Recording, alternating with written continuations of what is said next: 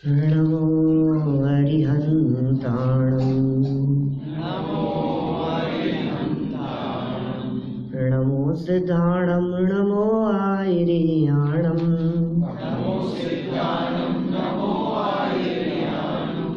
नमो वज्रायाणं नमो लोये सव्साहुणं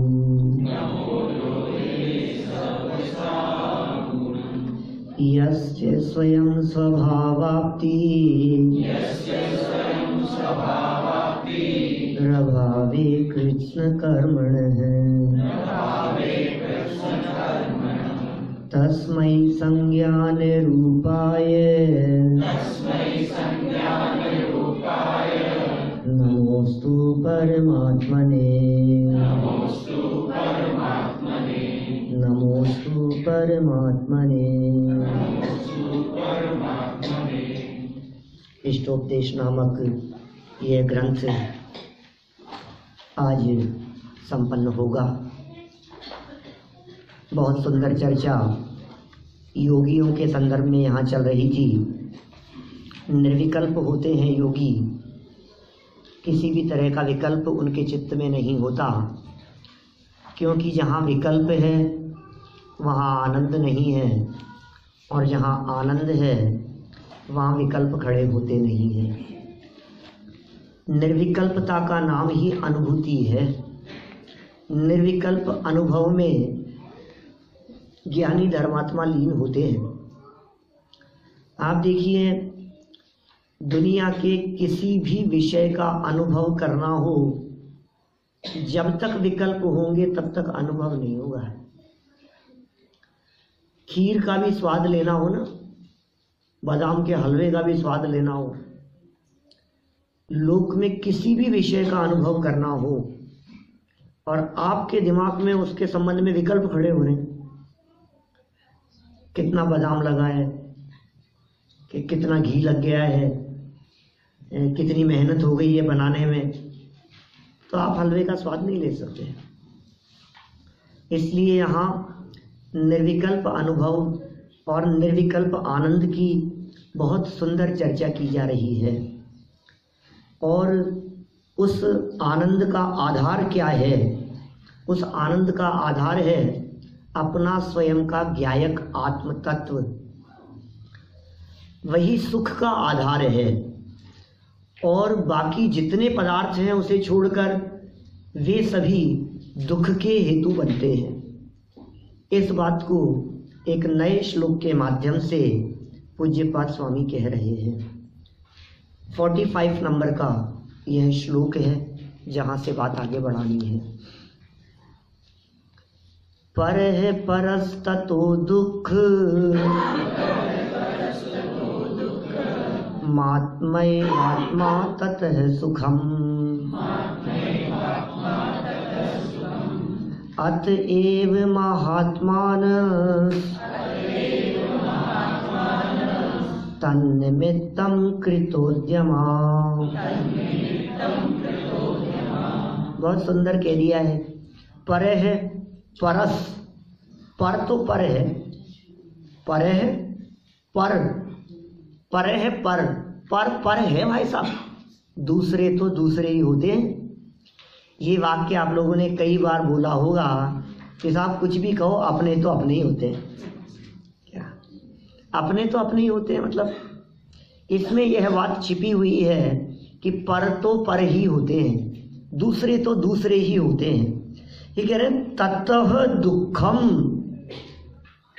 जो अपने नहीं है वहां सुख नहीं हो सकता। परायेपन में सुख नहीं है, अपनेपन में आनंद है। जो अपना है उसमें आनंद है, जो अपना नहीं है उसमें कितनी भी फैसिलिटी हो, कितनी भी अनुकूलता हो, लेकिन मजा नहीं है।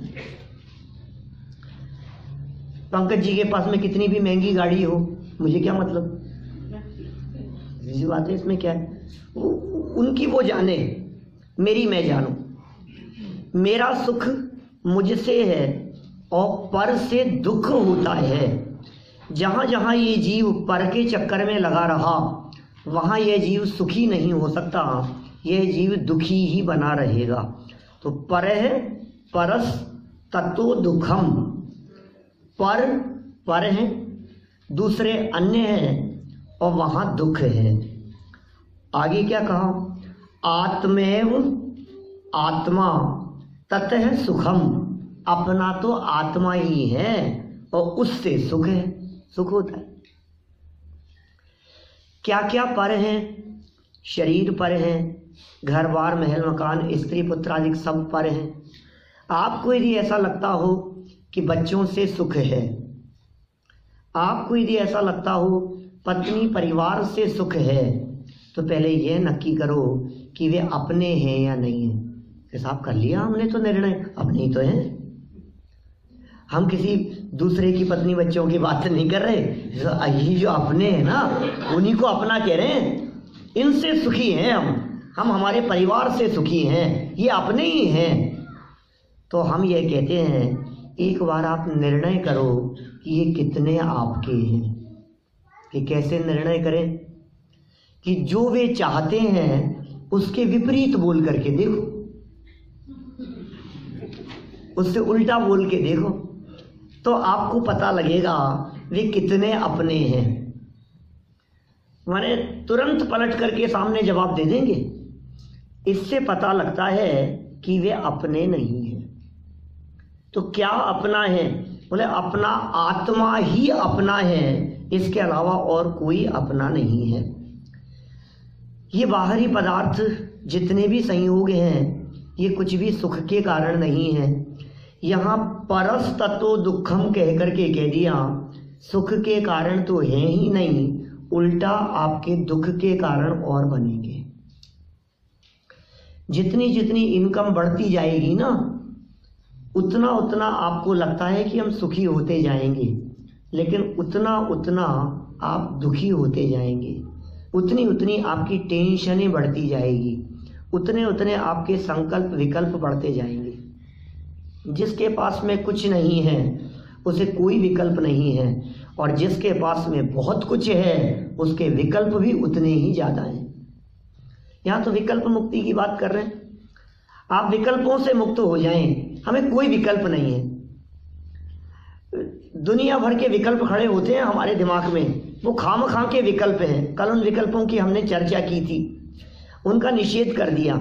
आत्मा से ही सुख है, इसलिए अतएव माने इसलिए महात्मानस, महात्मा पुरुष, महान पुरुष, सज्जन पुरुष, ज्ञानी धर्मात्मा पुरुष, महात्मान तन निमित्तम, उसके लिए ही कृतोद्यमा प्रयत्न करते हैं। कृत करते हैं, उद्यमा प्रयत्न, कृतोद्यमा प्रयत्न करते हैं। माने महान पुरुषों का प्रयत्न धन के लिए नहीं होता, क्योंकि उसमें सुख नहीं है। आपका प्रयत्न क्यों धन के लिए दिखाई देता है? बोलो रवि भाई, क्यों लगता है?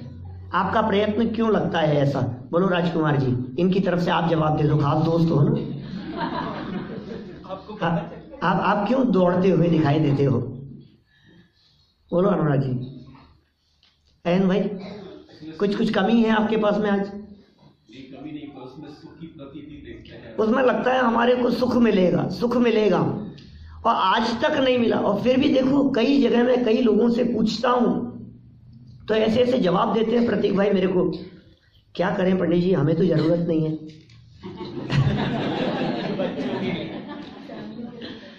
फैमिली के लिए करना पड़ता है, बच्चों के लिए करना पड़ता है। हमारी तो जैसी बीत गई वैसी बीत जाएगी, और क्या है। हम तो सूखी रोटी खा करके भी जी लेंगे। हमें ज्यादा की जरूरत नहीं है। हमारी तो आधी से ज्यादा तो निकल गई कि नहीं? आधी से ज्यादा नहीं पंडित जी, अभी तो उम्र ही क्या है हमारी। आप युवा लोगों के सामने बैठे हो, आपको पता नहीं है क्या? अभी तो उम्र ही क्या है। अच्छा कोई बात नहीं, जितनी बीत गई है उतनी और बची है, इसकी गारंटी है। आपकी एज यदि मान लीजिए 40 वर्ष है क्या, तो 40 तो बीत गए, ये तो पक्का है। लेकिन आगे 40 और हैं, इसकी कोई गारंटी नहीं है। इसलिए मैं ये कह रहा हूँ कि क्या पता कब जीवन पूरा हो जाए। आप जो ऐसा सोचते हैं अपने लिए नहीं, औरों के लिए, अपने नहीं, उनके लिए कर रहे हैं, इनके लिए कर रहे हैं, माँ बाप के लिए कर रहे हैं, बच्चों के लिए कर रहे हैं, भाई ये सब किसको धोखा दे रहे हो आप?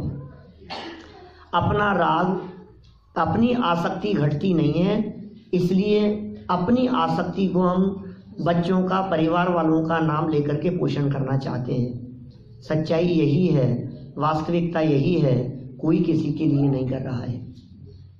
मैं कभी कभी जब इस तरह की बातें करता हूँ तो मैं लोगों से कहता हूँ कि आज टेक्नोलॉजी कितनी बढ़ गई है, आज ज़माना कितना बदल गया है। आज के यदि 20 साल पहले कोई व्यक्ति इस तरह की बातें करता कि फेस टू फेस बात होगी ऑस्ट्रेलिया और इंडिया में, तो आप क्या कहते हैं? पागल, ऐसा भी होता है क्या? आज के 40 साल पहले यदि कोई व्यक्ति ये बात कहता कि ऐसी टेक्नोलॉजी आने वाली है जिस टेक्नोलॉजी के अंदर आप इधर से पेपर डालो तो उधर से निकल जाएगा। चले थे ना बीच में फैक्स, और जब वो चले थे उसके पहले यदि कोई ऐसी बातें करता तो कहते ऐसा कैसे हो सकता है, तो असंभव है। इधर से कोई चीज़ डालो और मुंबई में निकल जाए, यहाँ से कोई चीज़ डालो और दिल्ली में निकल जाए, नहीं, हो ही नहीं सकता। तो हो गया। लेकिन कितनी कितनी बातें, अनगिनती घटनाएं ऐसी घटी हैं पिछले 15-20 सालों की टेक्नोलॉजी में, जिनको देख करके हमारे को ऐसा लगता है कि यार ये तो चमत्कार जैसा हो गया। और आज के 50-100 साल पहले वाले किसी व्यक्ति को यदि यहाँ ला करके बैठा दो तो पागल हो जाएगा, ये हो क्या रहा है, ये ऐसा कैसे हो रहा है। लेकिन जिस तेज़ी से टेक्नोलॉजी बढ़ रही है, आपको अंदाज़ा नहीं है कि आगे क्या बातें आने वाली है, आगे क्या क्या होने वाला है, क्या हो सकता है। बोलो, कल्पना कर सकते हो आप कि आगे क्या होगा? सोच सकते हो? जिस तरह से आज के 10-20 साल पहले, 10 से ज़्यादा साल हुए होंगे, फेस टू फेस बात करने की बात को आश्चर्य माना जाता था, लेकिन हो रहा है ना ऐसा। और कोई बात करता था तो हंसते थे। और यदि मैं आपको आज इस तरह की बात कहूँ कि यदि आपके यहाँ भोजन बना है और आप बात कर रहे हैं इंडिया और बात चल रही है, तो बोले क्या खा रहे हो आप, कि आज तो डोसे बने, कि मुझे भी खाने हैं, ये ले। हंस रहे हैं ना आप लोग? हंस लो, कोई बात नहीं, हंस लो आप। नहीं हो सकता है जब एक पेपर इधर से डालने पर उधर निकल सकता है, जब फैक्स हो सकता है, जब ईमेल हो सकती है, जब बड़ी बड़ी फाइल्स ट्रांसफर हो सकती है, तो डोसे क्या चीज है? थोड़े दिनों में हो जाएगा, हो रहा है ना सब। हाँ, और क्या, रोटी मेकर से हो रहा है, इससे हो रहा है, यहाँ से वहाँ पहुँच रहा है, ट्रांसफर हो रहा है, ऑर्डर कर रहे हैं अपन, पिज्ज़ा ऑर्डर हो रहा है, डायरेक्ट आ रहा है, आपकी डिलीवरी हो रही है घर पे, क्या क्या काम हो रहे हैं। तो नहीं हो सकता है ऐसा कि नहीं साहब ये तो कुछ आपने ज़्यादा ही कह दी। ज़्यादा नहीं कही है, आपको पता नहीं है। कई ऐसे सीरियल आते हैं, यहाँ का तो पता नहीं, लेकिन हमारे वहाँ इंडिया में देखते हैं बच्चे टीवी पर डोरेमोन जैसे सीरियल आते हैं, बहुत सारे गैजेट्स ऐसे बनाते हैं, ऐसे दिखाते हैं। वो टाइम मशीन पे बैठ जाता है, वो इधर से उधर चला जाता है, वो ऐसे ऐसे एक फैन होता है अपने सर पे लगाता है और उड़ जाता है। बोला ऐसी टेक्नोलॉजी आ जाए तो कैसा लगे आपको? कोई प्लेन का झंझट नहीं, कोई एरोप्लेन का झंझट नहीं, टिकट बुक कराने का नहीं, ऐसे ऐसे आ गए, फैन आ गए हैं, बस अपने सर पे लगाओ, बस बालों वाले के सर पे नहीं लगेगा। नहीं, वो पेस्ट होगा ना, फिर बालों वाले के गिर जाएगा। अरे तो कोई बात नहीं यार, साफ करा करके चले जाएंगे हम, तो क्या है, वापस हो जाएंगे, उसमें क्या है, साफ कर। अरे क्या फर्क पड़ गया उसमें, नहीं जा सकते। ये लगाया यहाँ और ये 15 मिनट के अंदर इंडिया, नहीं हो सकता ऐसा। आप सब हंस रहे हैं, आपको सबको लग रहा है ऐसा भी कोई हो सकता है कि आपको मजाक लग रही है, लेकिन भाई साहब ऐसी टेक्नोलॉजी की चर्चा करते हैं। 200 साल आगे चले गए आप, टाइम मशीन में बैठ करके 200 साल पीछे चले गए। 100, 200, 500 साल आगे ऐसी टेक्नोलॉजी आ जाएगी, ऐसा हो जाएगा। जिस तेजी से टेक्नोलॉजी बढ़ रही है, कभी कभी मुझे ऐसा लगता है यदि ऐसी टेक्नोलॉजी आ गई कि मरते समय आप अपने साथ में जो ले जाना चाहें इधर डालें और अगले जन्म में। जैनिज्म में पहले से है, जब सीढ़ी चढ़ते हैं हाँ अपने राजू चले जाते हैं। बोलो ऐसा होता है, वो सब अलग चीज है। ये अभी ऐसा हो सकता है कि नहीं कि यहाँ से आप कुछ डालो और अगले जन्म में निकल जाए अपने साथ में? नहीं हो सकता। हो सकता है भाई साहब। अरे कर्म की बात नहीं कर रहा मैं, तो गोल्ड की बात कर रहा हूँ, प्योर गोल्ड की बात कर रहा हूँ।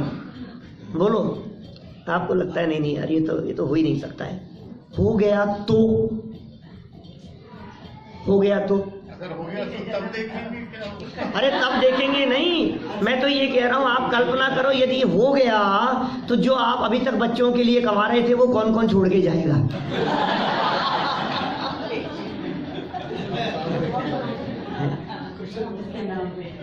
कोई नहीं छोड़ करके जाएगा। अभी तो इसलिए बच्चों का नाम लगाते हैं कि क्या करें, भोगने की सामर्थ्य नहीं है और साथ में ले जाने की व्यवस्था नहीं है। क्या कि नहीं हम छोड़ के जाएंगे कि नहीं तुम तो मत छोड़ के जाना। कोई बच्चा पलट करके जवाब दे देवे ऐसा कि छोड़ के जाएंगे कहते रहते हो, मत छोड़ के जाना, ले जाना। क्या करूं, ले जा ही नहीं सकता हूं। जिनमें हमारे को लग रहा है, जिस दिशा में हम दौड़ रहे हैं, हमें लगता है कि इसमें हमारे को सुख मिलेगा, ये कहते हैं ततः दुखम, उससे दुख है भाई साहब। उसकी संभाल में दुख है, उसको इकट्ठा करने में दुख है, उसको जोड़ने में दुख है, उसकी सुरक्षा में दुख है और उसे भोगने में दुख है। ये सारी बातें पीछे कही जा चुकी है। इसलिए अतएव महात्मानः, इसलिए जो महान पुरुष हैं, जो महात्मा पुरुष हैं, तन निमित्तम कृतोद्यमा, उसके निमित्त से, कौन सा? आत्मेव ततः सुखम, आत्मा से ही सुख है, अपने में ही सुख है, अपने में ही आनंद है। ऐसा विचार करते हुए महात्मा पुरुष उस आत्मा की प्राप्ति का ही प्रयास करते हैं, उस आत्मा में समा जाने का, उस आत्मा में डूब जाने का, उस आत्मा का अवलंबन लेने के लिए ही प्रयत्न किया करते हैं। कृत उद्यमा, उद्यम करते हैं।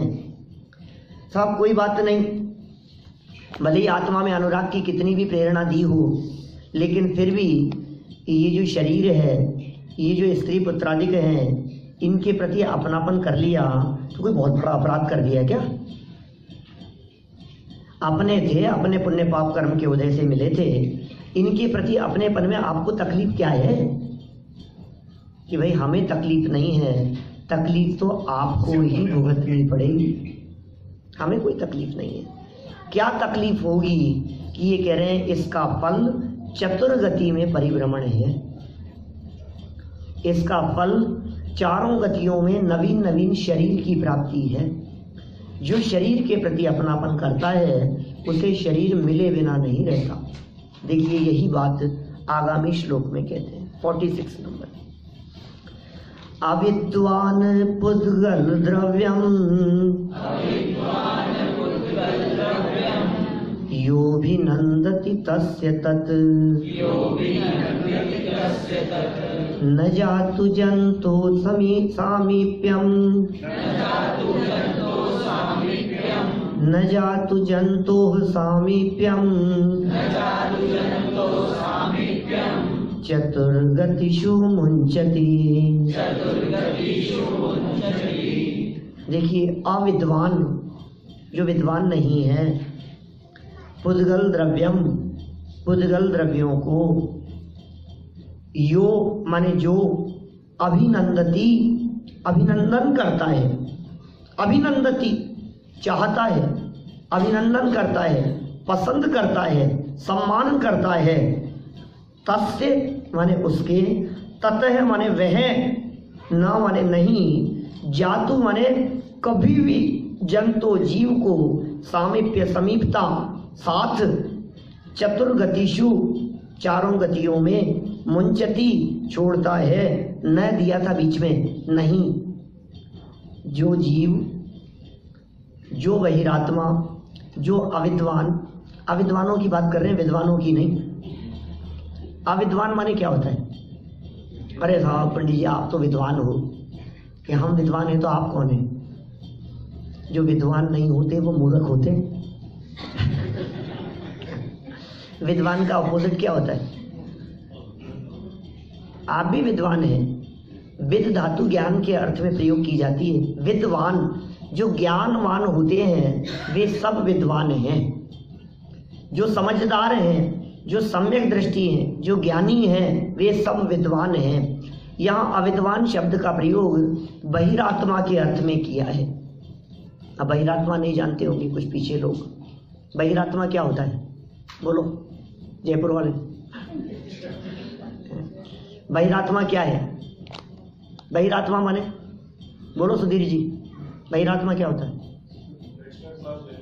एक्स्ट्रा क्लास लेनी पड़ेगी। पीछे बहिरात्मा नहीं समझते। बाहरी तत्व जो आत्मा के बाहर है। सीधा सीधा सा सरल अर्थ, शरीर को छोड़कर, आत्मा को छोड़कर शरीर आदि जितने बाहरी पदार्थ हैं उनमें आत्मपन की कल्पना, बाहर में आत्मपन की कल्पना, वो बहिरात्मा। छोटे छोटे से शब्द हैं, आप इनका अभ्यास होना बहुत जरूरी है। मतलब इनका यदि अभ्यास नहीं होगा ना तो फिर अगली बार मेरे को आने में मजा नहीं आएगा। क्या हो सकता है मैं ना भी आऊँ। तो मतलब आपको ये तैयारी करनी पड़ेगी। ये साल भर का कोर्स है। ये आज छुटकारा मिल जाएगा कि 2 दिन बाद और छुटकारा मिल जाएगा, ये ऐसा नहीं है। मैं पीछा छोड़ने वाला नहीं हूँ, मैं भूत जैसा हूँ। रात को नींद नहीं आएगी, ध्यान रखना। सोने नहीं दूंगा, सपनों में आकर के डराऊंगा। माने ये आपको पता होना चाहिए बहिरात्मा क्या होता है, अंतरात्मा क्या होता है, परमात्मा क्या होता है, द्रव्य क्या होते हैं, तत्व क्या होते हैं। ये छोटी छोटी सी बातों की खबर होनी चाहिए आपको। मुझे मालूम है सबकी खबर रखते हो आप, लेकिन अपने आप की खबर भी थोड़ी बहुत होनी चाहिए। जो अविद्वान है, माने कौन है अविद्वान? कि उसे अविद्वान कह करके पुकारा गया है जो पुद्गल द्रव्य को अभिनंदता है, पुद्गल के प्रति अपनापन करता है, पुद्गल को चाहता है, देह को चाहता है, संयोगों को चाहता है, उसका सम्मान करता है, उसका आदर करता है। जो पुद्गल से प्रभावित होता है वो बहिरात्मा है। जो पुद्गल से प्रभावित होता है वो अविद्वान है, वो अज्ञानी है, वो मूढ़ है। बहिरात्मा कहकर के पुकारा है उसे। क्या होगा उसे? कि चतुर्गति में शरीर उसका पीछा कभी नहीं छोड़ेगा। ये कह रहे हैं यहाँ। शरीर के प्रति अपनापन नवीन शरीर धारण करने का हेतु बन जाता है। शरीर को जो चाहते हैं शरीर उसका पीछा नहीं छोड़ता है। देह मिलेगी आपको, फिर दोबारा मिलेगी। एक बार छोड़ दिया कि फिर मिलेगी, एक बार छूट गई कि फिर मिलेगी। ये क्यों मिलेगी? जिनका शरीर के प्रति अपनापन होता है उन्हें शरीर मिलता है, और जिनका शरीर के प्रति अपनापन टूट जाता है उन्हें अशरीरी अवस्था की प्राप्ति हो जाती है। अशरीरी माने सिद्ध भगवान। कि आप अशरीरी में क्या मजा है? शरीर हो, शरीर ही नहीं हो तो फिर मजा क्या आएगा? कि भाई साहब सिद्ध भगवान अनंत सुखी हैं। यही शरीर तो दुखों को भोगने का माध्यम कहा था हमने। शरीर को कष्ट भोगने का माध्यम है। सिद्ध भगवान को भूख लगती होगी कि नहीं? ये शरीर ही नहीं है, भूख किसको लगेगी? पेट भरने की चिंता होगी ये नहीं, ये शरीर ही नहीं है। जितने झगड़े हैं सारे शरीर को लेकर के खड़े हैं। अब शरीर ही नहीं है तो ना सर्दी है, ना गर्मी है, ना भूख है, ना प्यास है, ना तकलीफ है, ना पीड़ा है, ना बीमारियां हैं, कुछ भी नहीं है। इसलिए शरीर की प्राप्ति ये शरीर के प्रति अपनेपन से होती है। देह के प्रति अपनेपन का त्याग करो और अपने में अपनापन करो। ये प्रेरणा यहाँ दी गई। ये साहब ये शरीर के प्रति अपनापन कर रहा हूँ, इससे नया शरीर मिल जाएगा तो इसमें तकलीफ क्या है? तकलीफ यही है ना कि नया नया मिलता रहता है। और ये शरीर के प्रति तेरा प्रेम एक तरफा प्रेम है, वन साइडेड है। तू ही करता है इसके प्रति प्रेम। शरीर से पूछ वो तुझे कितना चाहता है। ये शरीर को तो हमारी खबर ही नहीं है। सिंगल साइड हो रहा है ना, एक ही तरफ तो हो रहा है कि नहीं? मैं सोच रहा हूं शरीर के बारे में, और शरीर की स्थिति ऐसी है कि तुम इसको कितना भी संभालते रहो अंत समय में बिगड़ेगा ही। डे बाय डे क्या होगा? बिगड़ना ही है।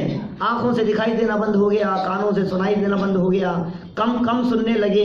आज तो सब सुनाई दे रहा है आपको युवा अवस्था में, लेकिन आपको कल्पना नहीं है जब ये कान काम करना बंद कर देंगे तब क्या होगा। आइडिया है किसी को? किसी के कान में मशीन तो नहीं है यहाँ, सबको प्रॉपर सुनाई दे रहा है, आपको थोड़ा कम सुनाई देता है, बराबर। मेरी तो सुनाई दे रही है ना, बस इतना बहुत है। इधर उधर की सुन, अच्छा है ज्यादा सुनना भी नहीं, किस किस की सुने। हाँ सही, मैं नहीं कह रहा हूँ, गुणभद्राचार्य देव ने लिखा है ऐसा आत्मानुशासन में कि मानो बच्चे पोतों की खरी खोटी ना सुननी पड़े, इसलिए अंत समय में ये कान कमजोर हो गए। ऐसे ऐसे शब्द लिखे। हमसे देखा नहीं जाता, हमसे देखा नहीं जाता। बार बार में जब आप इस तरह की बातें बच्चों को कहते थे, अरे यार हमसे देखा नहीं जाता यार, ये किस तरह से पैसा बर्बाद करते हैं, हमसे देखा नहीं जाता ये किस तरह से काम करते हैं, कि सुन तुझसे नहीं देखा जाता था, तेरी आंखें कमजोर हो गई। अब ये चिंतामणि है, जो मांगोगे वो मिलेगा। आपको आइडिया चाहिए थोड़ा सा। रवि भाई मशीन तो नहीं है आपके कान में? नहीं है ना, बिना मशीन के सुनते हो तो अच्छे हैं यार कान आपके, क्या बात कर रहे हो, खराब हुए। आपको आइडिया चाहिए किसी को? किसी को एक्सपीरियंस लेना है कान खराब होने पे क्या होगा? ऐसा एक्सपीरियंस लेना है किसी को? बोलो भाई, सुनील भाई। बिल्कुल नहीं। आपको भाई साहब? वो जयपुर वाले कहाँ गए यार? वो पीछे भाई साहब, हाँ बोलो। नहीं यार, एक्सपीरियंस होना चाहिए। तो कभी कभी क्या कहता है इधर उधर की बातों के बारे में, क्या एक बार तो एक्सपीरियंस होना चाहिए। हो जाता है जब कोई ना दूसरे कमरे से। क्यों पंकज भाई, सही कह रहा हूँ ना? एक बार टेस्ट करके देखो यार, एक बार तो पी के देखो, एक बार तो होना ही चाहिए एक्सपीरियंस कैसा होता है। तो कभी ऐसा मन नहीं होता कि ऐसा एक्सपीरियंस भी लेके देखें अपन, कान खराब होंगे तो क्या होगा, घुटने जवाब देंगे तो क्या होगा, ये ऐसी प्रॉब्लम्स आएगी तो क्या होगा।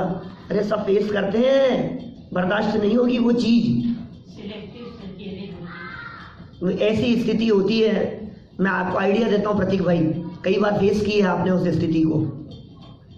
जब आप किसी ऐसे एरिया में खड़े होकर मोबाइल से बात कर रहे हो जहाँ नेटवर्क कम आ रहा हो, किए कभी बात ऐसी, नेटवर्क कम आ रहा है, अब क्या होता है? सुनाई नहीं देता? देता तो है, कट कट के आती है आवाज। मैं ये नहीं कह रहा हूं कि नेटवर्क नहीं आ रहा है, मैं ये कह रहा हूं नेटवर्क कम आ रहा है। जब वो नेटवर्क कम आता है ना, तो आने वाली आवाज कट कट करके आती है। और एक मिनट यदि हमारे को बात करनी हो फोन पर और कोई इंपॉर्टेंट बात करनी हो, तो ऐसा करता है, बार बार में ऐसे देखता है, अरे यार ये क्या है यार, क्या परेशानी है, हाँ हूँ करता रहता है, समझ में नहीं आती है। एक मिनट के अंदर क्या हालत होती है हमारी, ऐसा लगता है। और कोई कहे बगल में खड़ा हुआ कि ये डब्बा हो गया, इसको पटक दो, अब नया ले लो ये फोन, कैसा लगने लगता है हमारे को। एक मिनट बर्दाश्त नहीं कर पा रहे हैं। सुनो, जब ये कान खराब होंगे तो पूरी लाइफ ऐसे ही बितानी पड़ेगी आपको। आधे शब्द सुनाई देंगे और आधे नहीं सुनाई देंगे, कुछ शब्द कान के माध्यम से अंदर जाएंगे और कुछ नहीं जाएंगे। ऐसी हालत होती है। कितना भी लगा लेना ऊपर से मशीन और कितना भी करा लेना ऑपरेट, ये ऐसी बुढ़ापे की स्थिति है। कान में आवाज बजने लग जाती है, वो नॉन स्टॉप बजती रहती है, वो इतना इरिटेट करती है कि आप सोच नहीं सकते हो, परेशान होते हैं। सुना है मैंने लोगों से, देखा है लोगों को। ऐसी हालत ना हो उसके लिए कह रहे हैं कि शरीर छूटने के पहले पहले शरीर से भिन्न आत्म तत्व की अनुभूति हो जाए। कल पूछ रहे थे समाधि के बारे में, चर्चा चल रही थी लास्ट में प्रश्नोत्तरों में, समाधि कैसे होती है, संलेखना कैसे होती है, समाधि मरण क्या है, सामायिक क्या चीज है, ये किसका नाम है समाधि मरण? कि शरीर छूटने के पहले पहले शरीर के प्रति अपनापन छूट जाए, उसका नाम समाधि है। शरीर छूटे और अपनापन ना टूटे, उसका नाम मरण है। मरण तो सबका होना है, देह तो सबकी छूटनी है, लेकिन देह छूटने के पहले पहले देह से अपनापन जिसका टूट गया, उसका समाधि मरण हो गया। ये अपनापन तोड़ने का काम है। अपनापन तोड़ने के लिए कह रहे हैं। देखो, न जातू माने कभी भी नहीं, मुंचती छोड़ता, कभी भी नहीं छोड़ता, चतुर्गतिषु चारों गतियों में, सामीप्यम साथ जंतु प्राणी का, ये शरीर आपका साथ कभी भी नहीं छोड़ेगा। कि साहब क्या बात कर रहे हो, शरीर तो यहीं छूट जाएगा, ये शरीर कहाँ जाएगा साथ में? शरीर भी जाता है क्या कहीं अगले जन्म में साथ में? आप कह रहे हो साथ नहीं छोड़ेगा। ये सुनो भाई, शरीर से मुक्त आज तक कभी हुआ नहीं है। एक बार यदि ये शरीर से मुक्त हो गया होता तो फिर दोबारा शरीर नहीं मिलता। शरीर भी 5 हैं। अब ये सब नई नई जैसी बातें लगती है लोगों को। 5 शरीर है, मालूम है आपको? शरीर 5 प्रकार के होते हैं और 5 में से एट ए टाइम हमारे पास में अभी 3 शरीर हैं। आप तो एक शरीर समझ रहे हैं सुधीर भाई, ऐसा लग रहा है एक ही शरीर है। एक नहीं है, इसके अंदर 2 और है। ये शरीर छूट जाएगा, लेकिन अंदर में जो एक तेजस नाम का शरीर है और एक कार्मण नाम का शरीर है, कार्मिक बॉडी, वो अंदर मौजूद है। वो कर्म है, कर्म वर्गणाएं जो आत्मा के साथ में चिपकी हुई है। ये सभी शरीर छूट जाने पर सिद्ध अवस्था की प्राप्ति होती है। तो इस तरह से ये शरीर छोड़ने की यहाँ प्रेरणा दी गई। और देखो, अभिनंदती, मूर्खों के संबंध में क्या बातें कही है। ये अभिनंदती शब्द ऐसा दिया है, खुश होता है। अभी इतना सा कह दूं ना मैं कि यार आपके दांत तो बहुत अच्छे लग रहे, तो देखो आप इतना सा किसी का नाम लेकर के कह दो तो हो सकता है उसकी रिकॉर्डिंग लेकर के जयपुर भेज दे, इंडिया भेज दे कि आज देखो मेरे दांतों की कितनी प्रशंसा की। आप कहते रहते थे पेस्ट नहीं करता है, दांत पीले हो रहे हैं। आज पंडित जी प्रशंसा कर रहे थे मेरे दांतों की, कि तुम्हारी नहीं कर रहे थे, दांतों की कर रहे थे। ये पड़ोसी की प्रशंसा को अपनी प्रशंसा समझता है, दूसरों की तारीफ को अपनी तारीफ समझता है। ये कितने बड़े धोखे में है हम। दूसरे की निंदा को अपनी निंदा समझता है, और जो आत्म निंदा और प्रशंसा से ऊपर उठ गए हैं, अपने स्वरूप में स्थित हो गए हैं, उन्हें कोई दुखी नहीं कर सकता। यह बात आगामी श्लोक में कहते हैं। देखिए, अब चर्चाएं तो बहुत है, करने योग्य है, लेकिन 2 श्लोक अभी हमारे को और लेने हैं इस सेशन में। 47 नंबर श्लोक देखिए। आत्मानुष्ठान निष्ठस्य व्यवहार बहिस्थिते जायते परमानंदः कश्चिद् योगेन योगिनः। आत्मानुष्ठान निष्ठस्य, कि साहब शरीर छूट जाएगा, शरीर भिन्न है, शरीर को अपना नहीं मानने की प्रेरणा दी। शरीर के प्रति अनुराग करोगे तो शरीर मिलता रहेगा, जन्म मरण होते रहेंगे, चतुर्गति में परिभ्रमण करता रहेगा। तो क्या करें? शरीर को छोड़ो और अपने में स्थित हो जाओ। ये प्रेरणा यहाँ दी जा रही है। आत्मानुष्ठानम, आत्मा के ध्यान में, निष्ठस्य जो लीन है, आत्मानुष्ठान निष्ठस्य आत्म स्वरूप में जो लीन है। और कैसे? व्यवहार बहिः, व्यवहार से जो बाहर है, सर्व व्यवहार जिनके टूट गए, आत्मा में स्थित योगी की बात कर रहे हैं। बहुत उत्कृष्ट लेवल की बात है, आपके हमारे जैसे लोगों की बात नहीं है। इस लेवल से बहुत ऊपर उठकर जिनके सारे विकल्प टूट गए हैं, जो 5 इंद्रियों के विषयों से तो बहुत पहले विरक्त हो ही गए थे, जो त्यागी हो गए थे, जो मुनि हो गए थे, मुनि बनने के बाद भी अब जिनके आहार विहार आदि क्रियाएं भी रुक गई है, शुभोपयोग भी जिनका रुक गया है, शुभ परिणाम भी जिनको नहीं आते, यहाँ तक कि ग्रंथ लेखन का और उपदेश देने का भाव भी जिनके रुक गया है, आत्मा संबंधी विकल्प भी जिनके टूट गए हैं, और सर्व विकल्पों को तोड़कर जो अपने आत्मा में ही लीन हो गए हैं, उनकी चर्चा चल रही है, उन योगियों की बात चल रही है। धीरे धीरे अब अंत तक पहुंच रहे हैं ना, तो कहाँ तक पहुंचाएंगे? बस ये 48 तक करेंगे चर्चा अपन, फिर उसके बाद में फिर वापस अपनी चर्चा पर आ जाएंगे। 47 और 48 मुनिराजों की चर्चा इसलिए कर रहे हैं भाई साहब, मुनिराजों की चर्चा, कि आप समझ लो एक बार मुनि अवस्था होने में क्या आनंद है, कैसा सुख है। कहते हो मेरी ऐसी दशा जैसी तुम धारी है, संत साधु बन के विचरूं वह घड़ी कब आएगी। वो दिन कब आएगा? हाथ में पीछी कमंडल, ध्यान आत्म राम का, वो अवस्था कब होगी? वो संयम की अवस्था। ये मनुष्य जन्म मिला है, नहीं संयम अंगीकार करने के लिए मिला है भाई साहब।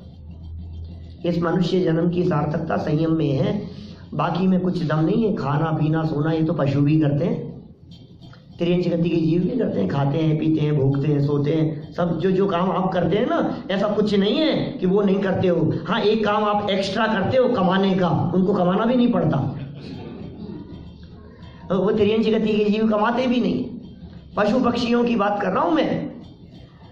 तो मैंने हम जहां उलझे रहते हैं, इतनी उलझने वहां नहीं है। मनुष्य जीवन यदि हमारे को प्राप्त किया है तो कुछ अलग हटके काम होना चाहिए। और इस पंचम काल में लोग कहते हैं मोक्ष नहीं है, कोई बात नहीं, भले ही मोक्ष न हो, मुनि अवस्था तक तो जा सकते हैं।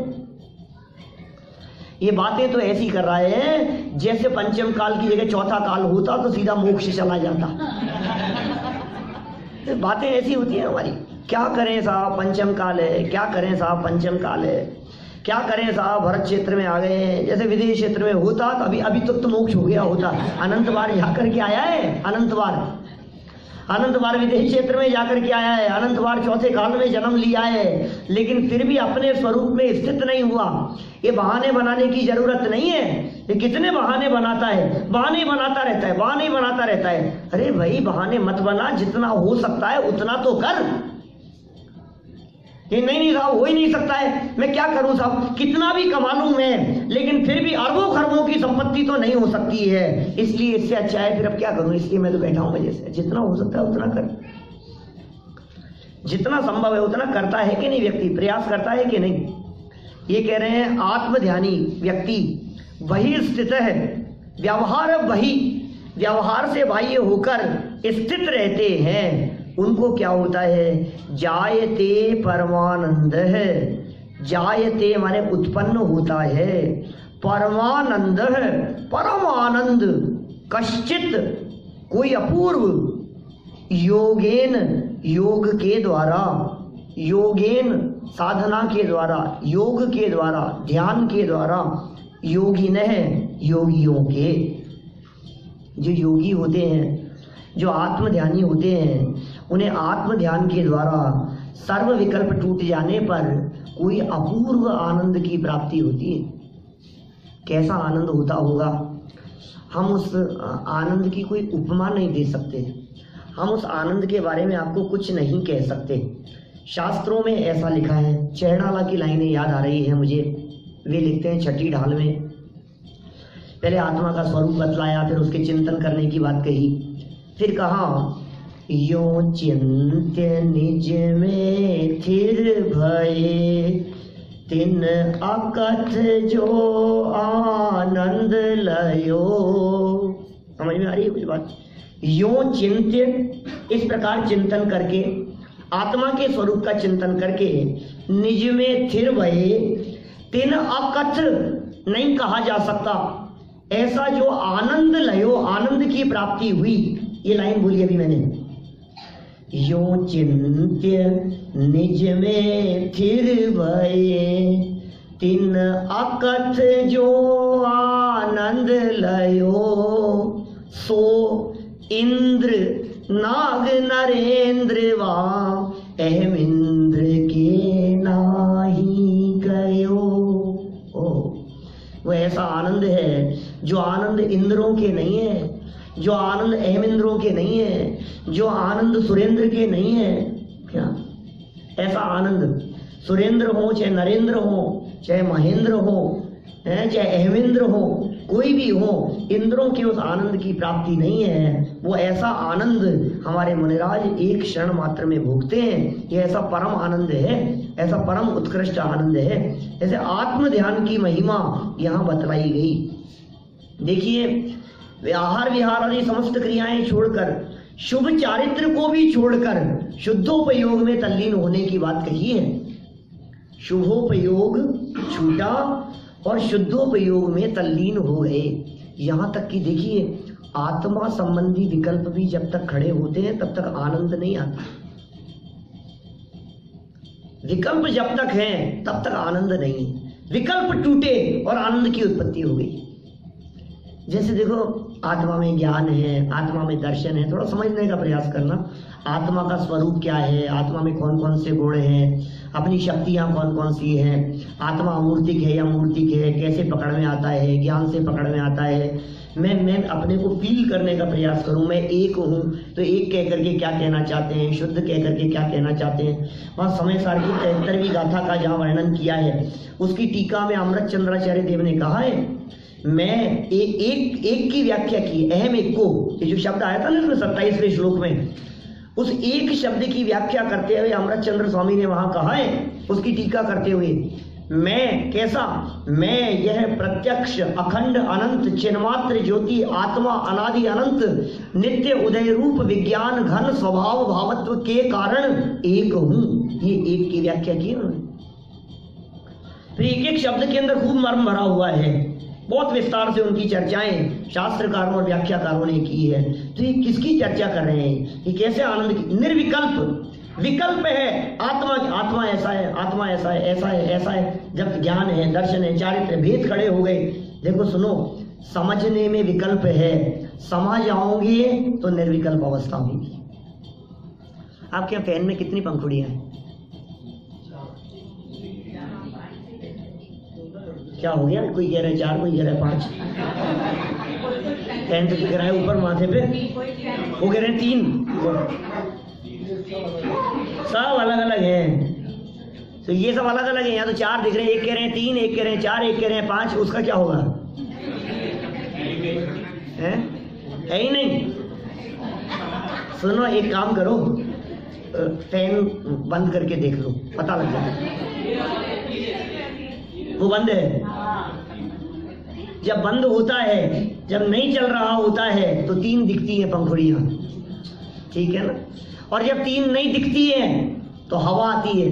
आपको हवा का आनंद लेना हो तो 3 दिखना बंद करना पड़ेगा, 4 दिखना बंद होना पड़ेगा, 5 ना दिखे तो हवा का आनंद आएगा। जब तक 5 दिखती रहेगी, जब तक 4 दिखती रहेंगी, तब तक हवा का आनंद नहीं आएगा।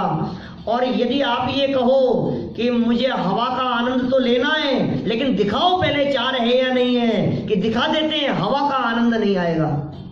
बोलो, माने यदि आपको इसका आनंद लेना है तो फिर साहब हटा दें इसमें से, कि हटाएंगे भी नहीं, हट जाएंगी तो भी आनंद नहीं आएगा, दिखती रहेंगी तो भी आनंद नहीं आएगा। इसी तरह से भाई साहब, आत्मा में जब तक आपको ये विकल्पात्मक रूप से उसके गुण दिखते रहेंगे, ज्ञान है, दर्शन है, ये विकल्प खड़ा होता रहेगा, तब तक आत्मा का आनंद नहीं आएगा। ये ज्ञान आदि गुण बने रहें और ये दिखना बंद हो जाए तो आत्मा का आनंद आता है। कोई अपूर्व आनंद है भाई। ये योगियों के माध्यम से ऐसे ही नहीं छोड़ा गया है सब कुछ। इनको सब कुछ छोड़ने के पीछे कुछ तो बात थी। वो क्या बात थी, क्या किया उन्होंने, उस आनंद का काम क्या है, ये एक श्लोक और है आगे जिसमें बता रहे हैं। देखिए 48 की तरफ बढ़ जाते हैं अपन आगे। आनंदो निर्दहत्युद्धम कर्मेंधन मनारतम न चासौ खिद्यते योगी बहिर्दुःखेष्व चेतन है। इतने सुंदर। उस आनंद में क्या होता है, उस आनंद के माध्यम से क्या मिलेगा? आनंदो, आनंद किस चीज का आनंद, किसके आनंद की बात कर रहे हैं अयन भाई? अपने आत्मा में लीन होने के आनंद की बात कर रहे हैं। उसका जो आनंद है, आत्मा में लीन होने पर जो आनंद है, आत्मा का ध्यान करने पर जो आनंद है, निर्दहती, ओहो निर्दहती, जला देता है, उद्धम बहुत सारे, कर्म ईंधनम, कर्म रूपी समूह को, अनारतम निरंतर। क्या शब्द कहे? वह आनंद, आत्मा का आनंद, आत्मा के लीनता की दशा, निर्दहती जला देती है, उद्धम माने बहुत सारे, निर्दहत्युद्धम बहुत सारे जला देती हैं, कर्मेंधनम कर्म रूपी ईंधनों को, निरंतर, अनारतम निरंतर। माने निरंतर आत्मा का ध्यान वो बहुत सारे कर्म रूपी ईंधनों को जला देता है। ये आत्म ध्यान का फल है। जगत के जीवों को ऐसा लगता है, देखो उपसर्ग के काल में वे मुनिराज जब आत्म ध्यान करते हैं, जगत के जीवों को ऐसा लगता है शरीर जल रहा है, लेकिन सच्चाई यह है कि शरीर जलते हुए के काल में भी कर्म जल रहे हैं। सर पे सिगड़ी जल रही है। बोलो, वो थे एक हमारे मुनिराज गुरुदत्त आदि, सुना आपने? द्रोणगिरी से मोक्ष गए। द्रोणागिरी नाम सुना है आपने? बुंदेलखंड का एक बहुत सुंदर पहाड़ी है, क्षेत्र है। गुरुदत्त आदि मुनिराज वहां से मोक्ष गए। रुई में लपेट करके आग लगा दी थी उन्होंने, जला दिया था। मुक्ति की प्राप्ति हुई, उनको निर्वाण की प्राप्ति हुई। देखने वाले ये देख रहे हैं, ओ मुनिराज जल रहे हैं, ओ मुनिराज जल रहे हैं। पांडव मुनिराजों को देखो आप, गरम गरम लोहे के आभूषण पहना दिए। कौरव तो सब मर गए थे, और कौरवों का जो भांजा था उसने देखा कि ये तपस्या कर रहे हैं मुनिराज, ये वही हैं जिन्होंने मेरे माँ बापों को मारा है। गरम गरम लोहे के सरिये थे, उनको आग में तपाया और ऐसे आभूषण जैसे बना करके हाथों में पहना दिए, गले में ऐसे पहना दिए, सारा शरीर जल गया। अज्ञानियों को लगता है मुनिराज जल रहे हैं, लेकिन मुनिराजों से पूछो, हम तो अंदर एसी में बैठे हैं, आत्मा के आनंद में बैठे हैं, अंदर अतीन्द्रिय आनंद का स्वाद ले रहे हैं। तुम्हें लग रहा है जल रहा है, जल तो रहा है, लेकिन शरीर जलने से कोई फर्क नहीं पड़ता। अंदर में कर्म जल रहे हैं, कर्म जलाए जा रहे हैं। कर्म ईंधनम निर्दहति। और क्या होता है? उन कर्म ईंधनों के जलने से, आत्म स्वरूप में लीन होने से, न च असौ खिद्यते योगी, खेद खिन्न नहीं होते वे योगी। न माने नहीं, च माने और, असौ माने वह योगी, वह योगी न खिद्यते, खेद खिन्न नहीं होते, बहिर्दुखेषु, बाहरी दुखों में, अचेतन है, अनभिज्ञ रहते हुए। हमें कोई मतलब नहीं है यार, जल रहा होगा शरीर, हो रहा होगा उपसर्ग, खा रही होगी श्यालनी, क्या फर्क पड़ता है हमारे को?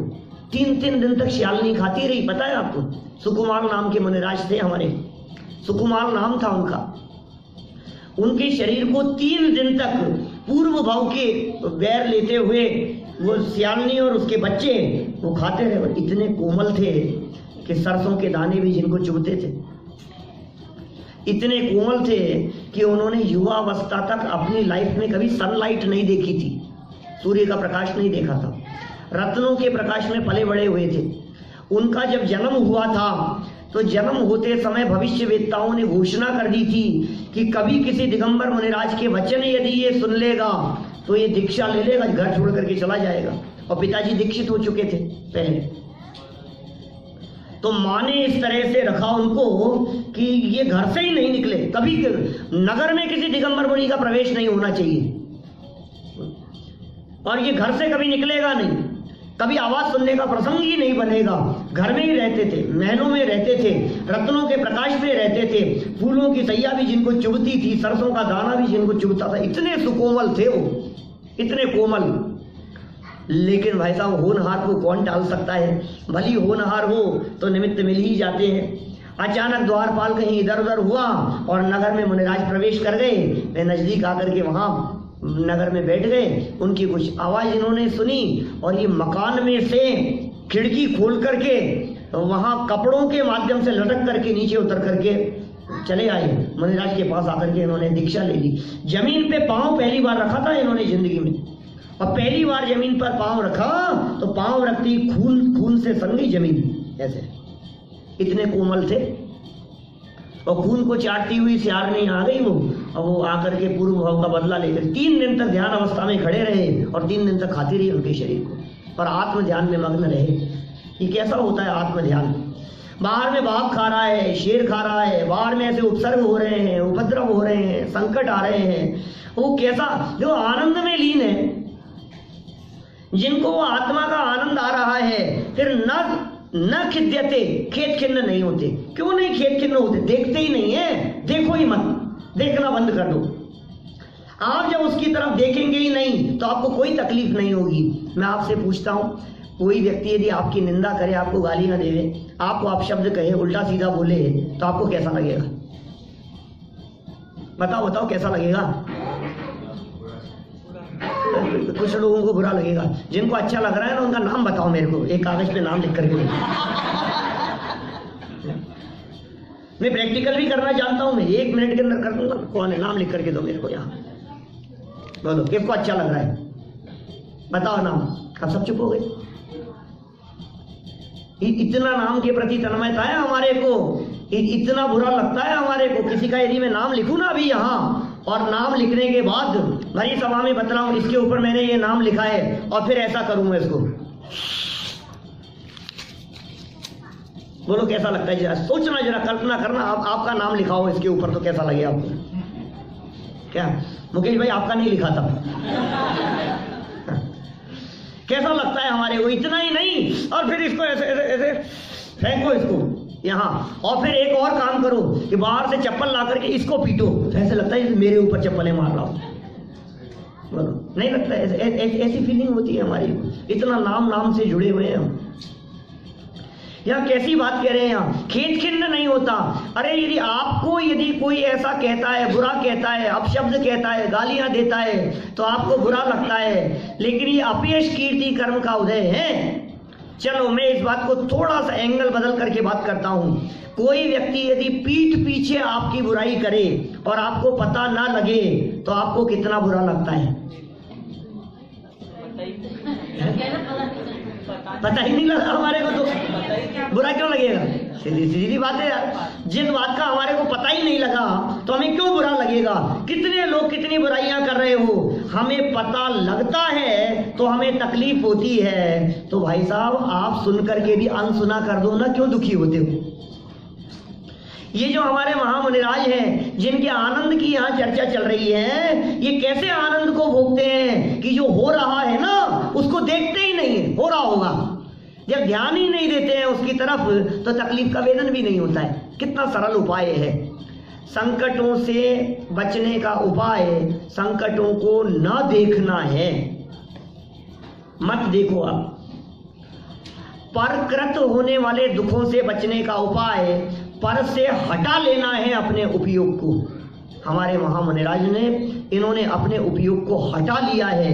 सब तरफ से जब उपयोग हटा लिया और एकाग्र कर लिया, अपने उपयोग को, अपनी दृष्टि को केंद्रित कर लिया, तो फिर कर्म जलने लगते हैं, कर्म नष्ट होने लगते हैं। दुनिया जले चाहे ना जले, कर्म जरूर जलेंगे। क्या अब ये देखो जल तो रहा है, ऐसा नहीं कि हम लोग जल नहीं रहे, ईर्ष्या से जल रहे हैं, लेकिन कषायों से जल रहे हैं। अभी कषायों की अग्नि जल रही है अंदर में। जब आत्म ध्यान होता है तो कषायों की नहीं, ध्यान की अग्नि जलती है, और ध्यान की अग्नि में ये कर्म सदा सदा के लिए नष्ट हो जाते हैं। तो उपयोग की एकाग्रता का ऐसा फल है जिसके माध्यम से कर्म भी नष्ट होते हैं और सारे संकट और सारी तकलीफ दूर हो जाती है। ऐसा ध्यान करने की यहाँ प्रेरणा दी है। यही कारण है कि हमारे महामुनिराज उपसर्गों के काल में भी, परिशहों के काल में भी शरीर के प्रति ममत्व बुद्धि तोड़ देने के कारण परम सुखी होते हैं। सच्चे सुख का मार्ग तो यही है। यदि हम सुखी होना चाहते हो तो यही मार्ग हमें अपनाना होगा। देखिए इतनी बात मैंने कह दी है, समापन हो रहा है लगभग। अब 5 मिनट बाद दूसरे सेशन में चर्चा करेंगे। इतनी चर्चा की तो भी बहुत सारे लोग ये कह सकते हैं कि साहब बातें तो बहुत बड़ी बड़ी कह दी है पंडित जी, ना तो हमसे ध्यान हो सकता है, न हमसे घर गृहस्थी छूट सकती है, न हम साधु बन सकते हैं, न हमसे मुनि बना जा सकता है। कि भाई सुनो, लक्ष्य ऊंचा रखो। क्या लक्ष्य तो रखो, कितना कर पाएंगे, कितना हो पाएगा यह तो समय बतलाएगा। लेकिन फिर भी यदि आपको ये लगता है कि यदि ये सब नहीं हो सकता है तो क्या करना चाहिए हमारे को, या हमारे द्वारा किए जाने वाले कर्तृत्व की चर्चा, मुमुक्षुओं को क्या कर्तृत्व है, यह चर्चा आगामी श्लोक में की है। उसकी चर्चा हम कुछ देर बाद करेंगे।